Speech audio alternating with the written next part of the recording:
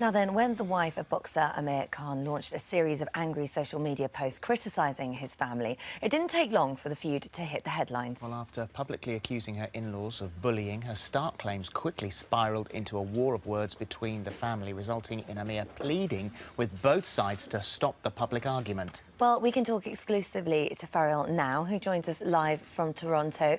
Good morning to you. Thank you for joining us this morning. Let's just go back to the very beginning of your relationship. When did you two first meet?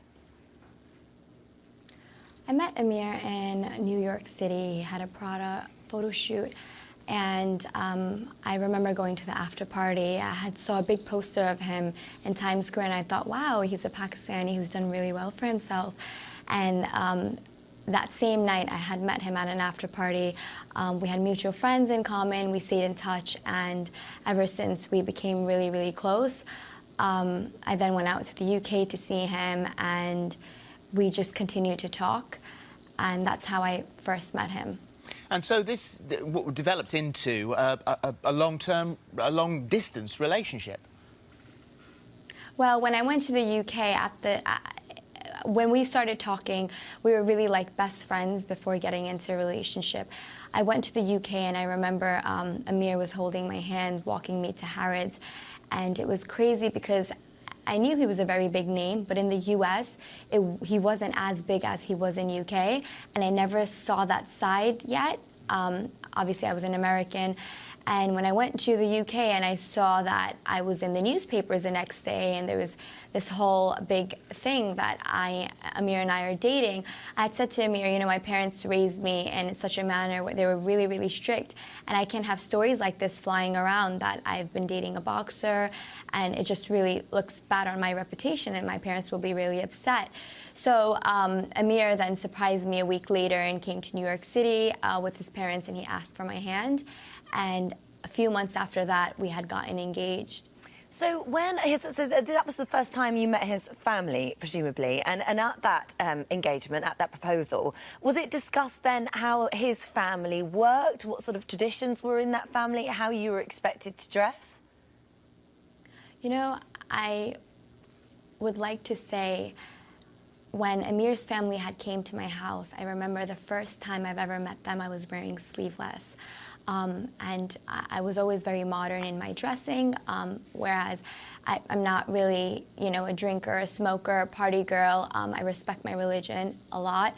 But in my dress sense, I was very open about it. And I remember the first day when Amir's mom and dad had both came with him, they knew the way I dress. My mom was very open. I'm the same person I am today as I was, you know, 5 years ago when I got engaged.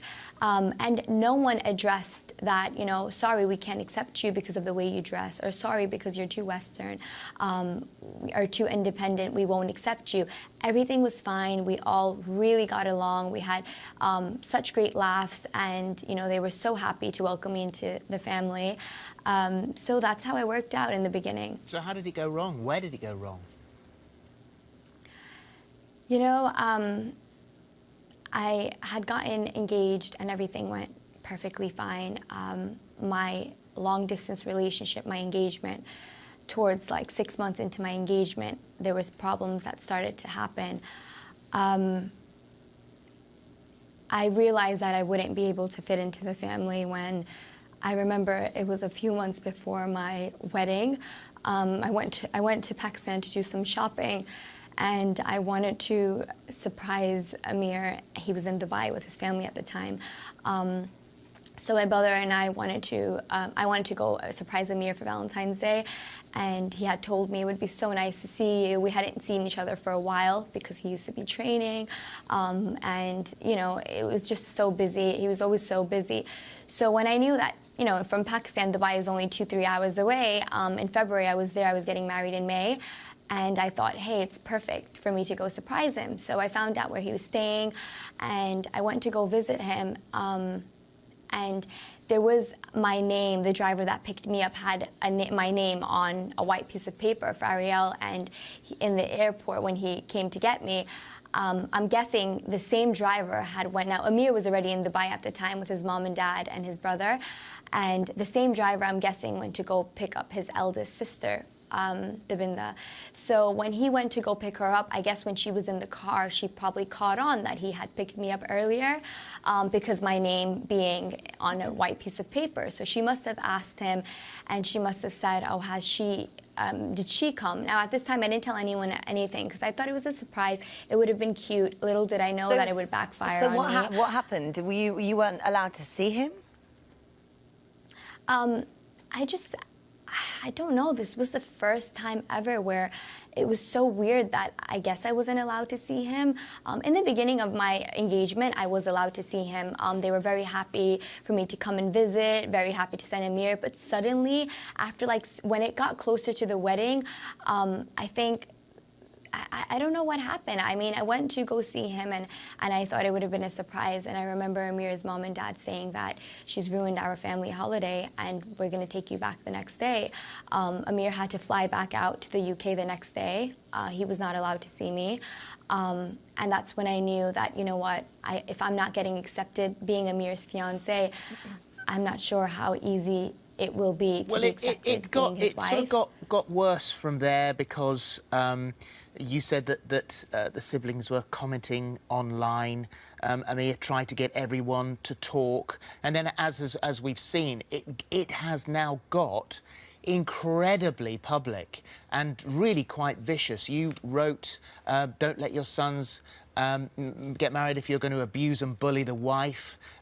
You've said, I'm guessing Islam teaches us to be married and divorce our wives and treat them bad. My husband has done far more than any son has done. Why is he treated so badly? Jealousy, that's disgusting. Then Amir, in an attempt to settle this down, broke his silence, said, here is me working my ass off, helping the less fortunate with charity dinners, and my family and my wife are destroying my good name. I don't want to get involved in this mess. My parents, my wife is my wife.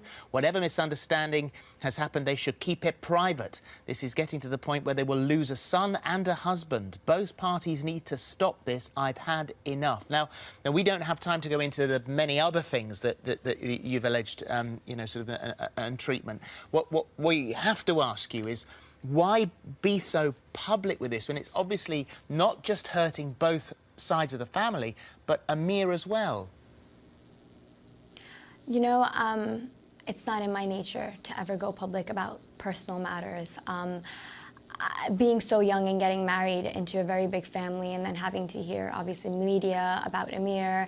In the beginning, I had a rough time reading that. I was pregnant, and I had my in-laws that, you know, it was just a mess. Over the years, Amir's brother and sister went on Twitter rants, went on Instagram rants, talking about me, saying I don't get along with them, saying I'm very fake, I've done plastic surgery, calling me Michael Jackson, and I was a pregnant woman. You know, reading all that was not really nice. Anyway, I used to take it in. I was very, very patient about it. I thought my silence would probably make them stop. Just recently, I think it just started to build up, and I had done a catwalk, and I was very proud of myself. Amir was very, very supportive and proud of me, and I had seen Amir's youngest sister had said something like dog walk and made a comment and laughed about it. It really, really hurt me because when I didn't work and I used to just stay home, I was called a gold digger. I was called, I'm with Amir for his money. When I started to work, it was like, what? Now all of this has been said, what is the resolution? You have two feuding families, a pair of you in the middle. In the middle of this. Yeah, you know, when they started doing these rants, Amir innocently posted a picture of buying his parents a house. He was really proud. I was very proud. I supported him, and he supported them for so long, and I'm still wanting him to support them forever. I know they're his parents. And when he posted that, his brother had wrote a cheeky comment underneath, and his sister did as well. And that's when I just couldn't take it anymore. And then hearing the stories in Bolton from women saying that, you know, we're in this type of situation and our husbands don't stick up for us, I thought, you know what, they can relate to me. I spoke up for everyone, not just myself. Faryal, I thought, you know, they can relate to Amir Khan. Can I ask you, what does he say about you talking to us today after he's specifically said this needs to stop? How does he feel about the fact that you're discussing this on telly again today? I spoke to Amir about it, and Amir has always been very supportive. But obviously it was getting too much for him. He has to be neutral. They're his parents on one side and his wife on another side, and he's basically in the middle. I did say to Amir, I would like to get my message across, and he said that's fine. You know, Would you and like hopefully to see the he said we can put everything behind after this. Would you like to see you and the family, everybody getting on? Is it even remotely possible now? You know, for Amir's sake, I had always tried and played my part, and I felt like it was one-way love. I went to Amir's brother's wedding. I wasn't invited, but I still went out of respect, and I danced with his mom. And I can see that smile on Amir's face that we were getting along. We never stopped talking to Amir's family. I want to make that clear. They stopped talking to me and Amir for absolutely no reason. Amir had nothing to do with this. You know, whatever problems was what we had. I would really like for us to all get along. It wasn't our choice for them to move out. They wanted to move out, and Amir supported them in that. It would be nice for them to eventually get on with us. I always tried, and I'll keep trying, but I don't know how possible that is, especially being in a marriage for 3 years and not having great communication. All right, well, Faryal, thank you very much indeed for joining us. you. And I do hope it resolves itself. So do I, so do I mean, I. it's just a nightmare when families feud like this, and also, you know, it's so publicly. It must be hideous for Amir and concentrating on what he's got to concentrate on. But thank you for joining us today. Thank you. Shah Khan said, I nor my family have anything to justify for what Faryal has falsely accused my family of doing. She needs to understand and accept that we are the parents of the man that she purportedly loves and cherishes. She must learn to respect her husband's parents just as he has always respected hers. Faryal was adopting a dress code which the Islamic State was not acceptable. I'm a father of 2 daughters who I've treated in exactly the same way as I've treated Faryal. Irrespective of what she has done, we still regard Faryal as a member of our family. Wow. Right, still to come. Trini will be showing you how to sparkle this festive season with her must-have sequin outfits. And we'll speak to the mother who denies spoiling her children with a whopping 350 Christmas presents, not to be